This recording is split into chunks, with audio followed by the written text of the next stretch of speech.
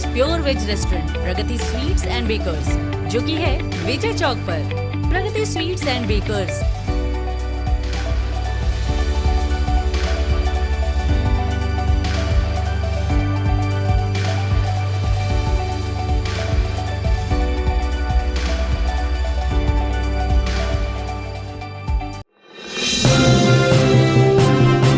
आप देख रहे हैं amaze now. Bharatiya Janata party के विरोधियों, खासकर कांग्रेसियों द्वारा हर बार भाजपा के झूठ बोलने पर सीधा आरोप लगाया है। यहां तक कि उनके शीर्षस्थ नेता नरेंद्र मोदी पर भी ऐसे ही गंभीर आरोप लगे हैं। आज हम आपको दिखाते हैं 2020 में चीन द्वारा जब भारतीय क्षेत्र में अनावश्यक हस्तक्षेप हो रहा था तो सरकार चुप थी, लेकिन समूचा विपक्ष पार्लियामेंट में और उसके बाहर इस बात को लेकर काफी हो हल्ला मचा रहा था। इस पर प्रधानमंत्री नरेंद्र मोदी ने चुप्पी तोड़ी और बोला कि किसी तरह का कोई हस्तक्षेप चीन द्वारा नहीं हुआ है। न वहाँ कोई हमारी सीमा में घुस आया है, न ही कोई घुसा हुआ है, न ही हमारी कोई पोस्ट किसी दूसरे के कब्जे में है।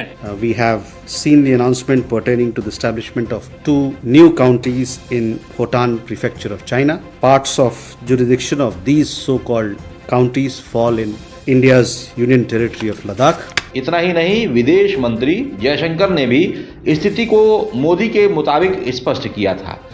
न वहाँ कोई हमारी सीमा में घुस आया है, न ही कोई घुसा हुआ है, न ही हमारी कोई पोस्ट किसी दूसरे के कब्जे में है। No, not at all. Look, they are the bigger economy. I mean, what am I going to do? As a smaller economy, I'm going to go pick a fight with a bigger economy. It's not a question of reactive, it's a question of having common sense. We have seen the announcement pertaining to the establishment of 2 new counties in Hotan Prefecture of China. Parts of jurisdiction of these so-called counties fall in India's Union Territory of Ladakh. We have never accepted the illegal Chinese occupation of Indian territory in this area. Creation of new counties will neither have a bearing on India's long-standing and consistent position regarding our sovereignty over the area, nor. लेकिन भारत सरकार के राजदूत रणधीर जायसवाल ने कुछ ही अरसे बाद इस बात का खुलासा किया कि चीन का हस्तक्षेप हुआ है जो खतरे की घंटी है। We have seen the announcement pertaining to the establishment of 2 new counties in Hotan Prefecture of China. Parts of jurisdiction of these so-called counties fall in India's Union Territory of Ladakh.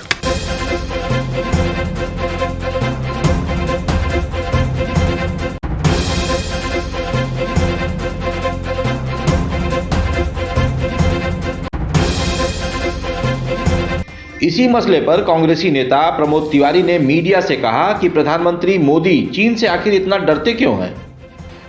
अगर जो dam बन रहा है वो अपनी ज्यादा ऊंचाई से हो गया तो आसाम सहित पूर्वोत्तर राज्यों की सिंचाई प्रभावित होगी, बिजली का प्रोडक्शन प्रभावित होगा और सीधा नुकसान पूर्वोत्तर राज्यों का होगा। पर प्रधानमंत्री जी खामोश।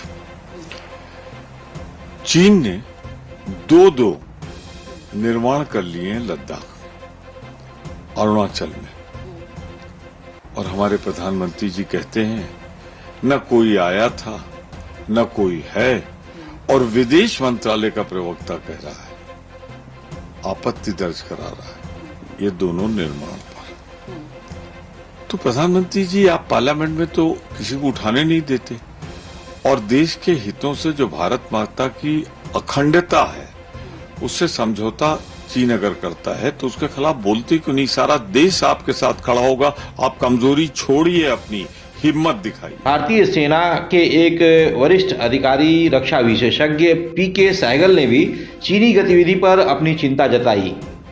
ब्रह्मपुत्र रिवर के ऊपर चीन जो बांध बनाने जा रहा है उससे हिंदुस्तान को बहुत जबरदस्त नुकसान हो सकता है। कल अगर लड़ाई होती है तो हिंदुस्तान में बड़े पैमाने पर वो फ्लडिंग कर सकता है, अरुणाचल में और असम में और वेस्ट बंगाल में, जिसमें हमारे लॉजिस्टिक मूवमेंट के ऊपर बहुत जबरदस्त असर पड़ेगा। इस संवेदनशील मुद्दे पर कांग्रेसी नेता पवन खेड़ा ने भी प्रधानमंत्री मोदी की जमकर खिंचाई की।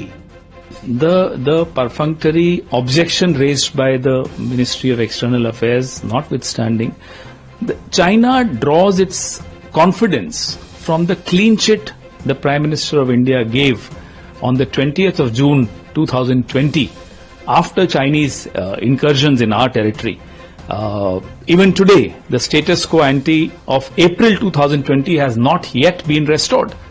So now when China creates 2 counties in the Hotan prefecture, that is the area which has traditionally, historically been ours. And our claim, we have been very consistent about our claim on that area. And today when China does this, it needs to be taken seriously. These casual objections by the EAM would not really work. Prime Minister must introspect that he cannot go about distributing clean chits to neighbors who are hostile to our interests. The dam which you asked me, yes, I forgot your question. So the dam on Brahmaputra again undermines and creates havoc for our interests in the northeastern region. This again shows and reflects very poorly on our foreign policy. अब आइए आपको दिखाते हैं भारतीय रुपए की कीमत क्या है। सभी को पता है दिनों दिन डॉलर मजबूत होता जा रहा है और उसके मुकाबले रुपया कमजोर हो रहा है। लेकिन कांग्रेसी प्रवक्ता सुप्रिया श्रीनेत ने प्रधानमंत्री नरेंद्र मोदी पर आरोप लगाया कि ट्रंप की पत्नी को इतना महंगा तोहफा अकारण ही उन्होंने दे डाला। इसकी क्या आवश्यकता थी? मोदी जी बड़े शौकीन आदमी हैं और शौक भी बड़े महंगे महंगे वाले। 2023 में जब नरेंद्र मोदी यूएस गए तो उन्होंने वहां पर अमेरिकी राष्ट्रपति जो बाइडेन की पत्नी जिल बाइडेन को 7.5 कैरेट का एक डायमंड गिफ्ट किया था।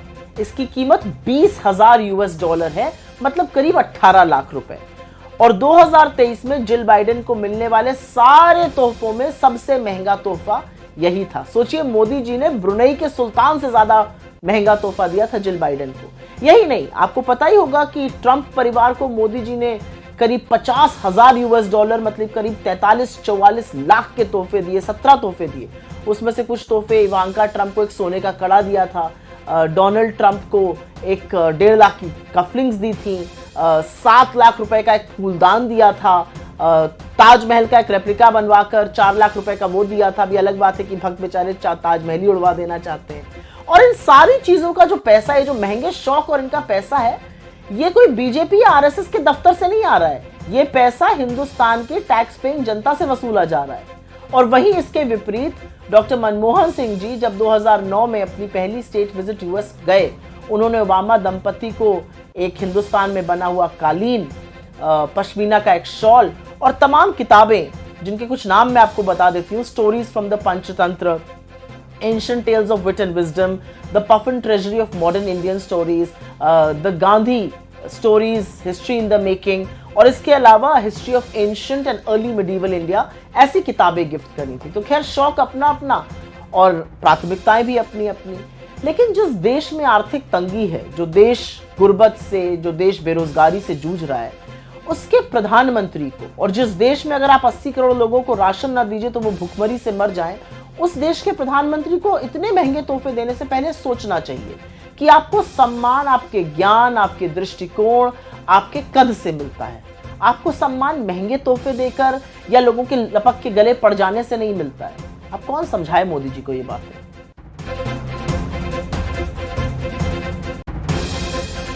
बने रहिए अमेज नाउ के साथ।